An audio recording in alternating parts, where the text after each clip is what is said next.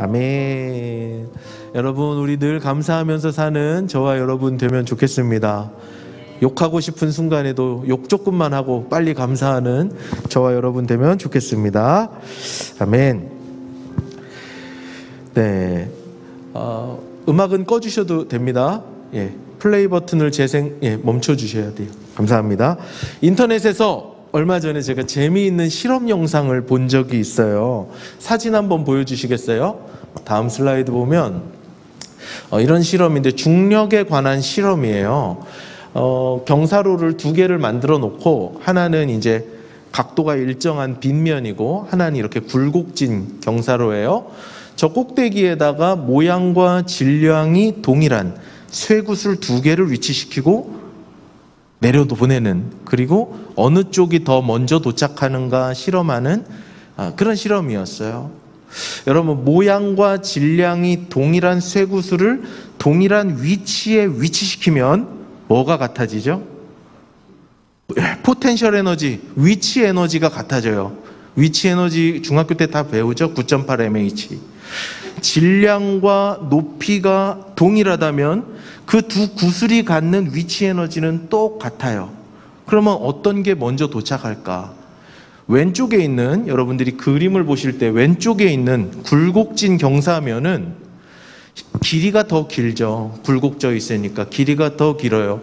그래서 상식적으로, 산술적으로 생각하면 동일한 에너지를 가지고 있는 이 쇠구슬이 짧은 거리를 내려오게 하는 오른쪽 빗면에서 더 빨리 도착할 것 같지만 실제로 구슬을 떨어뜨려 보면 왼쪽이 훨씬 빨리 도착합니다. 왜 그럴까요? 왜 그럴까요? 경사가 깊은 곳에서 쇠구슬이 가속도를 얻기 때문이죠. 세 번의 깊은 굴곡을 만날 때마다 이 구슬은 가속도를 얻어서 결국에는 에너지가 증가하는 거예요. 그래서 일정한 등가속도 운동을 하는 오른쪽의 구슬보다 왼쪽의 구슬이 훨씬 빨리 도착하게 됩니다. 하강을 하면서 상승을 위한 에너지를 축적하는 거죠. 곤두박질 치는 구슬이 더 빠른 도약을 위해서 에너지를 축적하는 거예요. 여러분, 여기에 우리 한 가지 깨달을 수 있는 어떤 영적인 진리를 발견할 수 있는데요. 바로 이것이 하나님께서 하나님의 사람들을 다루시는 방법이라고 생각해요. 하나님께서 하나님의 사람들을 만들어 가시고 하나님의 사람들을 인도하시는 방법이 이와 유사합니다. 하나님께서는 때로는 하나님의 사람들의 인생이 곤두박질 치게 하세요. 끝도 알 수 없는 절망으로 떨어지게 하세요. 때로는 절망의 나락으로 땅바닥까지 떨어지는 것 같을 때가 있습니다. 하나님이 나와 함께 하시는 것을 내가 믿음에도 불구하고 내 인생이 땅바닥으로 추락하는 것 같을 때가 있어요. 그러나 하나님께서 함께하는 그 사람들은 그 하강의 시간을 통해서 비상을 위한 가속도를 얻게 됩니다. 인생 곤두박질 치는 것 같지만 이 곤두박질 치는 시간 동안 비상을 위한 가속도를 얻는 도약의 발판이 되는 것이죠. 사랑하는 여러분, 축복합니다. 여러분들의 인생이 이와 같게 되기를 축복해요. 저와 여러분의 인생 이야기가 이와 같기를 축복합니다. 우리에게 고난과 좌절, 또 실패와 아픔의 시간을 통해서 회복과 승리를 준비할 수 있는 하나님의 은혜가 있게 되기를 주님의 이름으로 축복합니다.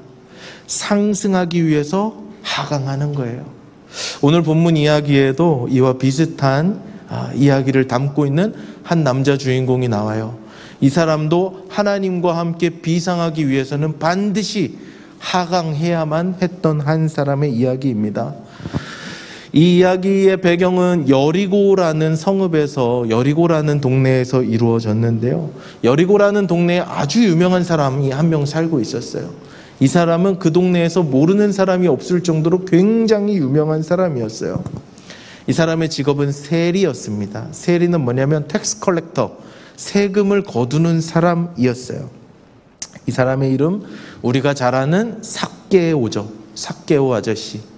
삭개오 아저씨의 직업은 세금을 거두는 사람이었는데 당시 이 세금 거두는 사람들, 세리라는 직업은 최악의 직업이었어요. 돈은 많이 벌 수 있지만 최악의 직업이었습니다. 왜냐하면 합법적으로 강도짓을 할 수 있는 직업이었거든요. 뭐 탈법이나 편법 정도가 아니라 그냥 합법적으로 강도짓을 할 수 있는 직업이 바로 이 세리라는 직업이었거든요. 이 세리는 로마에서 경훈이에게 세금을 10,000원 거두라 하면, 제가 세리면 경훈이한테 가서 20,000원을 걷어갑니다. 30,000원을 걷어도 괜찮아요. 악독한 세리는 100,000원도 거둘 수 있습니다. 그래서 10,000원은 로마 정부에 헌납하고 90,000원은 제가 갖는 거예요.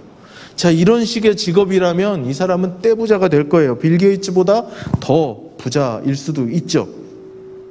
그리고 이 세리는 항상 세리 옆에 같이 다니는 그룹이 있었는데 로마 군인들과 함께 다녔습니다. 세리와 군인은 세트 메뉴예요. 1+1.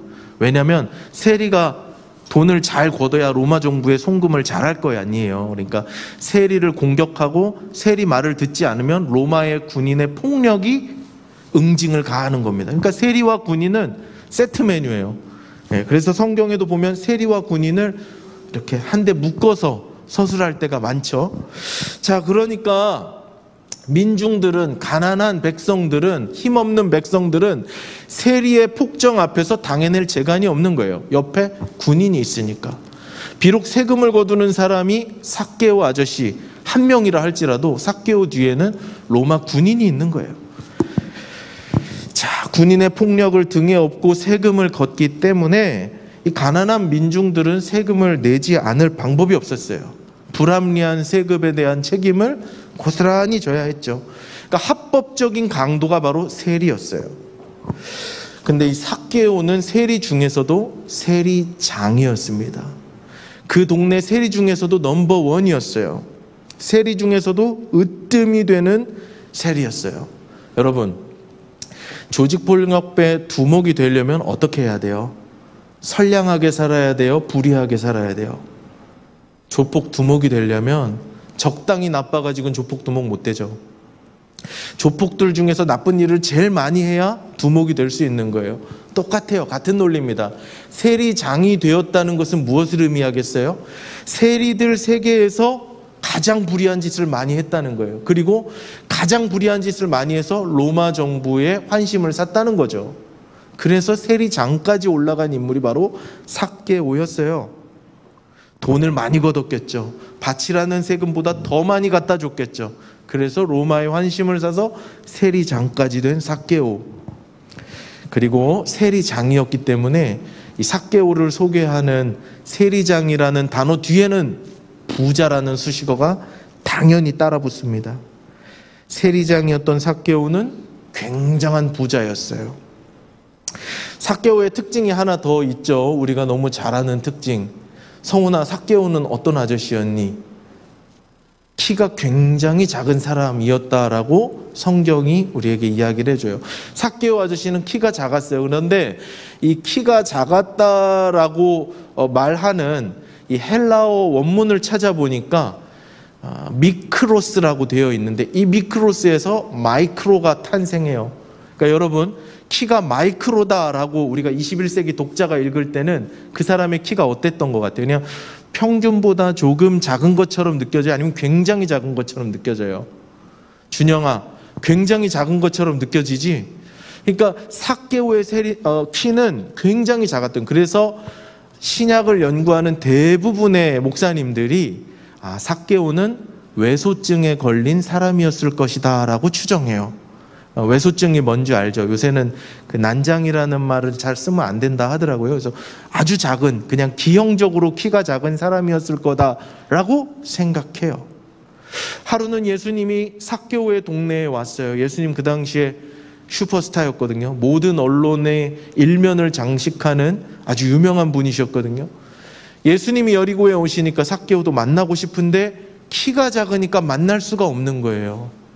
앞에 이미 군중들이 예수님 주변에 빽빽하게 있으니까 키가 작은 삭개오는 예수님께 접근을 못하는 거예요. 당연했겠죠.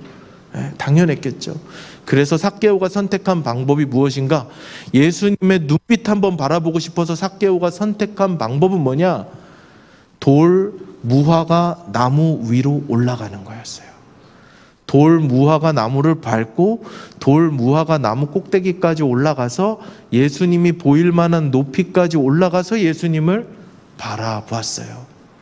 그리고 예수님께서 돌 무화과 나무에 올라간 그 삭개오를 보셨고, 예수님께서 오셨고 삭개오에게 말을 거는 장면이죠. 그런데 여러분, 제가 지금 삭개오 아저씨가 어디에 올라갔다 그랬어요? 무슨 나무? 돌 무화과 나무에 올라갔죠. 무화과 나무긴 무화과 나무인데 앞에 접두사 돌이 붙어요. 여러분, 과일이나 열매에 돌이라는 접두사가 붙으면 좋은 상품이에요, 나쁜 상품이에요? 안 좋은 상품이에요. 여러분, 우리나라 말에도 이런 비슷한 게 있는데, 우리가 흔히 접두사 개를 붙이면 좋은 거예요, 나쁜 거예요? 몰라요, 여러분? 몰라요? 저만 그 말 씁니까? 그건 좋은 거네요. 개 좋아요 할 때 그건 좋은 거네요. 개살구라고 할 때 그 살구가 좋은 살구예요? 아니잖아요. 돌 무화과도 똑같아요. 무화과긴 무화과인데 돌 무화과니까 품질이 좋지 않은 무화과 나무예요. 그래서 이거를 제가 알아보니까 무화과와 뽕나무, 열매 중간쯤 되는 품질의 어떤 그런 별로 좋지 않은 무화과를 맺는 나무가 돌 무화과 나무인데, 이 나무에 상징이 있어요. 돌 무화과가 열리는, 맛없는 무화과가 열리는 나무이기 때문에 이 돌 무화과 나무는, 이거 중요한 포인트예요. 시험에 나옵니다. 돌 무화과 나무는 가난한 자들의 식량이 되었다고 해요. 자, 그러면 여러분 추리 상상력을 발휘해 보세요. 언어 영역이라 생각하고, 삭개오가 지금 돌 무화과 나무 위에 올라가 있다는 것은 영적으로 굉장한 메시지를 우리한테 던져주고 있는 거예요. 삭개오의 직업이 뭐예요? 가난한 농민들, 가난한 민중들을 착취해서 자기 배를 불리는 사람이 삭개오예요. 그리고 그 삭개오가 어디에 올라가 있어요? 가난한 자들의 식량으로 쓰이는 무화과 나무를 밟고 올라가서 예수님을 만나려고 하고 있어요. 지금 삭개오의 그 위치는 삭개오의 영적인 상황을 대변해 주는 거예요. 삭개오는 사회에서 높은 지위에 오르기 위해 사람들을 짓밟아야만 했었죠. 가난한 사람을 짓밟고 내 동료 세리를 짓밟고 어떻게 해서라도 나는 신분 상승을 해야 됐었던 거예요. 짓밟고 올라가고 가난한 사람들을 짓누르고 올라가야만 삭개오는 성공할 수 있는 핸디캡이 있는 사람이었죠. 그래서 삭개오가 선택한 방식은 다른 사람들보다 더 악독해지는 것이었어요. 다른 사람들보다 더 무자비한 사람이 되는 것이었어요. 세상 권력, 더러운 권력을 등에 업고 더 악하게, 더 가난한 사람을, 더 약한 사람을 더 짓밟는 것, 그게 삭개오가 살아온 라이프 스타일이었어요. 그리고 그렇게 그는 권력과 부를 성취했어요. 획득했어요. 밟고 올라가서 결국에는 높은 사람이 됐어요. 사람들이 두려워하는 사람이 됐어요. 피하고 싶어하는, 무서워하는 그런 사람이 되었어요. 그러나 그 삭개오의 삶으로 인해서, 삶 때문에 수많은 사람들이 희생했습니다. 수많은 사람들이 삭개오의 발 아래에서 짓밟히고 고생하고 유린당하고 착취당하고 눈물 흘려야만 했던 거죠. 그리고 그 모습으로, 가난한 사람들 밟고 올라선 그 모습으로 예수님을 만난 거예요. 가난한 사람들 짓밟고 올라간 그 세리장의 모습으로 예수님과 조우한 거예요. 그리고 예수님께서 삭개오에게 다가오십니다. 예수님께서 삭개오에게 다가오셔서 뭐라고 말씀하십니까? 우리 오늘 본문이었어요. 5절의 말씀 2번 읽겠습니다. 5절 말씀 띄워주시고요. 시작. 예수께서 그곳에 이르사 쳐다보시고 이르시되 삭개오야 속히 내려오라, 내가 오늘 내 집에 유하여야 하겠다 하시니. 한 번 더. 예수께서 그곳에 이르사 쳐다보시고 이르시되 삭개오야 속히 내려오라, 내가 오늘 내 집에 유하여야 하겠다 하시니. 예수님이 삭개오에게 다가가셔서 가장 먼저 하시는 말씀이 뭐예요? 속히 내려와라 라는 명령이었어요. 그냥 내려오라는 게 아니에요. 내려와, 여기서 봐도 돼, 이게 아니에요. 속히 내려와라. 당장 내려와라. 너 그 자리에 한시라도 더 있으면 안 된다. 1분 1초가 급하다. 당장 속히 내려와라 라고 말씀하세요. 뒤집어서 말하면, 삭개오야, 너 다른 높은 사람들 만나려고 거기까지 올라갔지. 하이 클래스에 있는 사람들, 높은 수준에 있는 사람들 만나려고 발버둥 치면서 네 핸디캡 극복하면서 다른 사람 짓밟으면서 꼭대기까지 올라갔지. 나를 만날 때는 그럴 필요가 없단다. 너 그 꼭대기에서 가난한 사람 짓밟고 나를 만날 필요가 없어. 나 만나고 싶거든? 내려와. 그 위치는 나를 만나는데 아무런 도움도 아무런 필요도 없어. 그 위치에선 날 만날 수 없어. 너 내려와. 속히 내려와. 나 니네 집에 갈 거야. 오늘 너희 집에서 홈파티를 열자. 너 내려와라. 나와 친구가 되자. 우리 예수님 말씀하시는 거예요. 너의 상승이 다른 누군가를 발판으로 삼아서 다른 사람을 짓밟고 올라간 상승이라면 그런 거 필요 없다고 우리 주님 말씀하시는 거예요. 다른 사람들의 피와 땀을 약탈해 가면서 오른 성공이라면 필요 없다는 거예요. 버려야 한다는 거예요. 여러분, 그렇게 높아진 자리에서는 절대로 예수님 만날 수 없습니다. 절대로 만날 수 없어요. 탐욕과 제약의 자리에서 내려올 때에만 우리 예수님 만날 수 있는 거예요. 여러분, 하나님은 이 세상에 어떤 존재보다 더 높이 계시는 분이신 걸 믿으십니까? 아멘 하는 거예요. 이럴 때 여러분, 하나님이 그 어떤 존재보다 높이 계신 분이신 걸 믿으세요? 예, 우리 하나님은 그 어떤 것과도 비교할 수 없는 높은 분이세요. 하나님보다 높은 분은 없어요. 그런데 우리 하나님은 좀 신기하고 재밌는 분이세요. 세상에서 높은 사람 만나려면 어떻게 해야 됩니까? 내가 높아져야 돼요. 세상에서 높이 있는 사람들은 내려와서 나를 만나주지 않아요. 내려와서 나를 만나줄 때는 언제예요? 선거철. 그땐 잠깐 내려오십니다. 국밥 드시고 악수하시고 손 부르튼 할머니도 손 잡아주시고. 선거철에만 그래요. 이벤트죠.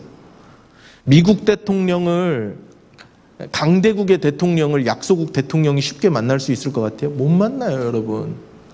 약소국의 대통령이 그 나라를 가잖아요. 그럼 대통령이 안 나와요. 국방부 장관, 또 더 약한 나라면 차관, 외교부 장관, 차관, 이런 사람들이 만나서 응대를 한다고요. 높은 사람을 아무나 안 만나줘요, 세상에서는. 세상에선 높은 사람 만나려면 내가 높아지기 전에는 만날 수가 없어요. 그래서 삭개오가 그렇게 길을 쓰고 올라간 거예요. 그런데 예수님은 반대예요. 우리 하나님 정반대예요. 하늘보다 높은 곳에 계시는 그분이 죄인들을 만나기 위해서 이 땅바닥까지 내려오신 거예요. 그래서 우리는 예수님 만나려면 턱을 치켜들고 높아지면 안 돼요. 땅바닥까지 엎드려서 하나님 앞에 낮아져야 우리를 만날 수 있어요. 내가 잘났다고 까불고 교만하면 우리 예수님 절대 만날 수 없어요. 땅바닥까지 내려와서 엎드릴 때 우리가 주님을 만날 수 있어요.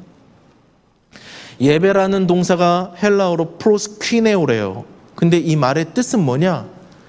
땅에 엎드려서 내 얼굴을 땅바닥에 대고 절하는 게 프로스퀴네오 예배예요. 우리 하나님 만나려면 어떻게 해야 돼요? 먼지 냄새 나는 땅바닥까지 내가 내려가야 우리 예수님 만날 수 있는 거예요. 여러분, 이쯤에서 우리 안에 잘못된 상식처럼 깔려져 있는 생각 하나 수정하고 싶어요. 우리는 흔히 그리스도인들이, 하나님 믿는 사람들이 잘 되고 성공하는 것이 하나님 영광이라고 생각해요. 그래서 내가 뭔가 좀 잘 되고 성공하면 하나님께 영광 돌리는 거고, 내가 망하고 실패하면 하나님의 영광을 가린다고 생각해요. 그래서 저는 뭐를 싫어하냐면 간증 집회 이런 거 별로 안 좋아해요. 왜냐하면 간증하는 분들은, 물론 아닌 분들도 많이 계시지만 저는 어디서 이상한 간증만 듣고 다녀가지고, 간증하는 분들의 이야기를 가만 들어보면 뭐냐면 그냥 나의 성공담을 자랑처럼 떠들어요. 나는 이렇게 기도하고 이렇게 해서 이렇게 응답받고 이렇게 병이 낫고 이렇게 사업이 망했다가 성공했고 이렇게 공부 못했다가 성령 충만하니까 전교 1등 했고 뭐 이런 얘기들. 그런데 그게 하나님의 영광이라고 말하면 안 돼요. 저도 어릴 때는 그렇게 기도 많이 했어요. 하나님, 제가 좋은 대학 가서 돈도 많이 벌고 그 돈 많이 벌어서, 거짓말하는 거예요 사실 그거 하나님께. 돈 많이 벌어서 아프리카에 밥 못 먹는 애들 밥 많이 사줄게요. 그게 하나님 영광인 줄 착각했어요. 그런데 만약에 성공한 사람들만, 잘난 사람들만, 서울대 간 사람들만, 학벌 좋고 돈 많이 버는 사람들만 하나님께 영광 돌린다라고 한다면 그런 하나님은 사랑의 하나님은 아닐 거예요. 권력과 탐욕의 하나님이죠. 만약에 우리 하나님이 그러시다면 저는 하나님 안 믿을 것 같아요. 그런데 우리 하나님 그런 분 아니세요. 제가 젊은 시절에 경험했던 에피소드를 하나 소개하겠습니다. 해외에 선교 여행을 간 일이 한 번 있었어요. 해외 선교 여행을 가서 선교를 막 하고 전도하고 돌아다녀요. 그날 아침에 선교 팀원들하고 새벽에 묵상을 했는데 하나님께서 요한복음 1장의 말씀을 주셨어요.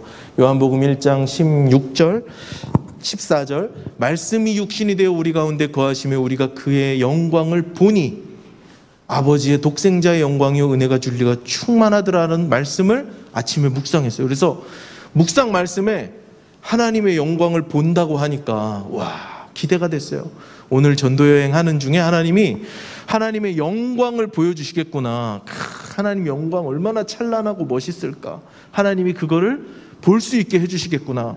하루 종일 번쩍 깨어서 눈 동그랗게 뜨고 하나님이 보여주신 영광을 어디서 볼까 기대하면서 찾아야 되겠다라고 묵상을 마치고 하루 사역을 시작했어요.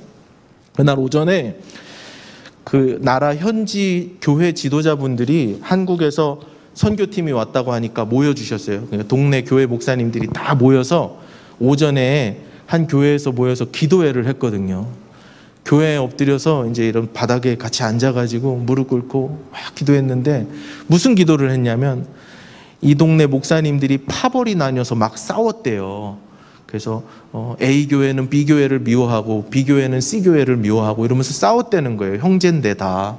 그래서 하나님 이 땅의 교회들이 연합하고 일치하고 단결하고 하나님 안에서 하나가 되게 해주십시오라고 막 기도를 하고 있었어요. 막 기도하는데 그때 하나님께서 한 가지 그림을 전사님 머릿속에 싹 지나가게 해주시면서 보여주시면서 용성아 이게 나의 영광이다 하면서 어떤 그림 하나를 하나님 보여주셨어요. 환상 가운데 보여주셨어요. 근데 그게 뭐냐면 여러분 영화 같은 데 보면 예수님 흰옷 입고 탁 승천하시면서 머리에 후광이 있고 햇빛 쫙 비치고 그런 장면 알죠? 몰라요? 그런 장면이 아니라 하나님께서 이게 나의 영광이다라고 보여주신 그 장면은 뭐였냐면 예수님이 십자가에 시체처럼 걸려 계셔요. 머리끝부터 발끝까지 자상이 안 난 데가 없어요. 온통 상처투성이에요. 옆구리엔 창이 깊숙이 온몸이 피투성이 끔찍해서 볼 수도 없는 그 장면. 그런데 하나님이 저한테 이게 나의 영광이다 라고 말씀하시는 거예요. 얼마나 울었는지. 제가 생각했던 하나님 영광과 하나님이 말씀하시는 하나님 영광은 너무나 달랐어요. 삭개오는 인생의 존귀함을 성취와 획득해서 돈이 많아지면 인생이 존귀할 거라고 착각했어요. 다른 사람들을 어떻게 밟고 올라가서 나의 키 작은 핸디캡 극복하고 다른 사람들이 까불지 못하는, 다른 사람들이 나를 무서워하고 나를 두려워하는 존재가 되면, 내가 강력한 존재가 되면 하나님 만날 수 있을 것이라고, 하나님 영광에 이를 수 있을 것이라고 착각했어요. 그런데 하나님은 거기서 만날 수 있는 분이 아니에요. 죄악과 탐욕의 자리에서 내려가야, 낮아져야 만날 수 있어요. 낮은 데로 가면 예수님 만날 수 있습니다. 내가 밟고 올라선 돌, 무화과 나무, 헛된 욕심과 죄악, 거기서 내려올 때에만 하나님 만날 수 있는 거예요. 여러분, 삭개오에게 말씀하셨던 예수님이 오늘 지금 저와 여러분에게 소리치고 계세요. 특도라 특수나 속히 내려와야 된다. 당장 내려와야 된다. 너 그 생각 버려야 된다라고 말씀하세요. 여러분, 우리가 올라서 있는 돌무화과 나무는 어디입니까? 다른 것 아니에요. 하나님 아닌 다른 것으로 인생의 성공을 이루어 보려고 하는 자리예요. 하나님 아닌 다른 것으로 내 인생을 높여보고자 하는 바로 그 자리가 돌 무화과 나무 자리인 거예요. 죄악의 자리입니다. 불의한 자리이고 미움의 자리이고 욕심과 정욕, 음란과 타락의 자리, 미움과 정죄의 자리가 바로 돌 무화과 나무 자리예요. 예수님은 우리가 그곳에서 속히 내려오길 원하세요. 사랑하는 TIC 여러분, 우리 헛된 욕망을 버리고 내려갈 수 있기를 바랍니다. 예수님께서 우리를 보고 속히 내려오라고 말씀하시니 주저하지 말고 땅바닥까지 내려가 겸손한 모습으로 우리 주님 마주하는 저와 여러분 될 수 있기를 주님의 이름으로 마음 담아 축복합니다.